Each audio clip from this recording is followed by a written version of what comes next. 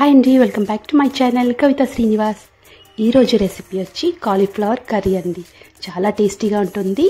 So ఈ రెసిపీని ఎలా ప్రిపేర్ చేసుకోవాలో ఈ వీడియోలో చూసేద్దాం.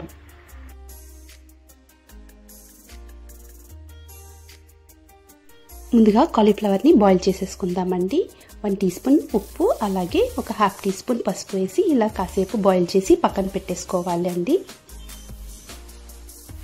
ఇప్పుడు ఈ కాలీఫ్లవర్ కర్రీ కోసం అండి ఒక స్మోకీ ఫ్లేవర్గా ఉండే మసాలాని ప్రిపేర్ చేసుకుందామండి. ఇప్పుడు స్టవ్ వెలిగించుకొని ఒక ప్యాన్ పెట్టేసుకొని ఆయిల్ వేసుకోకుండా ఒక పెద్ద సైజు ఉల్లిపాయలు, అలాగే ఒక లెమన్ సైజ్ అంతా కొబ్బరి అండి. మీరు ఎండు కొబ్బరి కూడా వేసుకోవచ్చు. సో చక్కగా ఫ్రై అయిన తర్వాత అల్లం వెల్లుల్లిని వేసుకోవాలండి. సో ఆయిల్ వేయకుండానే స్మోకీ ఫ్లేవర్ వస్తుందండి. సో చక్కగా ఎర్రగా వేయించుకోవాలి. ఇప్పుడు 1 టేబుల్ స్పూన్ ధనియాలు, అలాగే 1 టీ స్పూన్ జీలకర్ర, ఒక 4 నుంచి 5 వరకు ఎండుమిర్చి వేసి ఫ్రై చేసుకోవాలండి. సో స్టెప్ బై స్టెప్గా ఫ్రై చేసుకోవాలి. ఇప్పుడు కాస్తంత మసాలా దినుసులండి, ఒక 5-6 నుంచి మిరియాలు, చిన్న పీసెస్ అండి దాల్చిన చెక్క, 2 లవంగాలు, 2 యాలకులు వేసి ఇలాగా ఫ్రై చేసేసుకోవాలండి. ఇప్పుడు 2 పెద్ద సైజ్ టమాటో అండి ఇలా కట్ చేసుకొని దాని మీద ఇలా పెట్టేసుకోవాలండి. ఆ వేడికి కొంచెం కుక్ అయిపోయినట్టుగా అవుతుందండి. సో చక్కగా మసాలా అంతా కూడా చల్లారిన తర్వాత మిక్సీలోన చక్కగా మెత్తగా రుబ్బుకోవాలండి. సో ఇలా పేస్ట్ చేసి పక్కన పెట్టేసుకోవాలి ఈ విధంగా. ఇప్పుడు స్టవ్ వెలిగించుకొని ఒక కడాయి పెట్టేసుకోవాలండి. కడాయి హీట్ ఎక్కిన తర్వాత 2 టేబుల్ స్పూన్ ఆయిల్, అలాగే ఒక బిర్యానీ ఆకు వేసుకోవాలండి.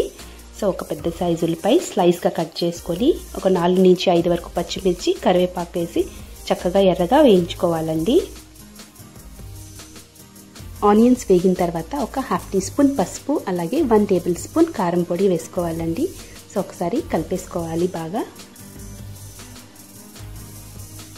ఇప్పుడు ముందుగా ప్రిపేర్ చేసుకున్న మసాలా పేస్ట్ ఏదైతే ఉందో అది ఇప్పుడు యాడ్ చేసేసుకోవాలండి. బాగా కలిపిన తర్వాత ఇప్పుడు సాల్ట్ కూడా యాడ్ చేసేసుకోవాలండి టేస్ట్ తగ్గట్టుగా.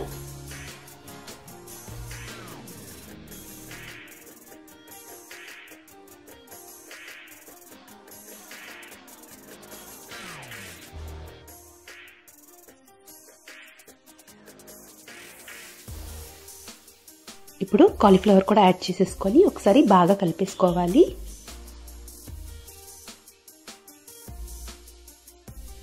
సో ఒకసారి బాగా కలిపిన తర్వాత ఇప్పుడు 1 కప్ వాటర్ని యాడ్ చేసేసుకోవాలండి. సో గ్రేవీ కోసం.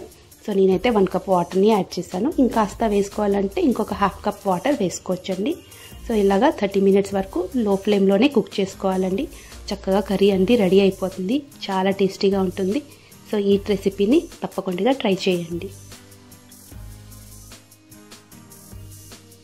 కర్రీ అంది రెడీ అయిపోయిందండి. ఇప్పుడు లాస్ట్లో ఒక ½ టీ స్పూన్ చికెన్ మసాలా అండి వేసుకోవాలి. చికెన్ మసాలా వేసుకుంటే టేస్ట్ డిఫరెంట్గా వస్తుంది, చాలా టేస్టీగా ఉంటుంది. అలాగే కట్ చేసుకున్న కొత్తిమీర కూడా యాడ్ చేసేసుకోవాలండి. చపాతీతో, రైస్తో, పుల్కాస్తో చాలా టేస్టీగా ఉంటుంది. తప్పకుండా ట్రై చేయండి. Thank you.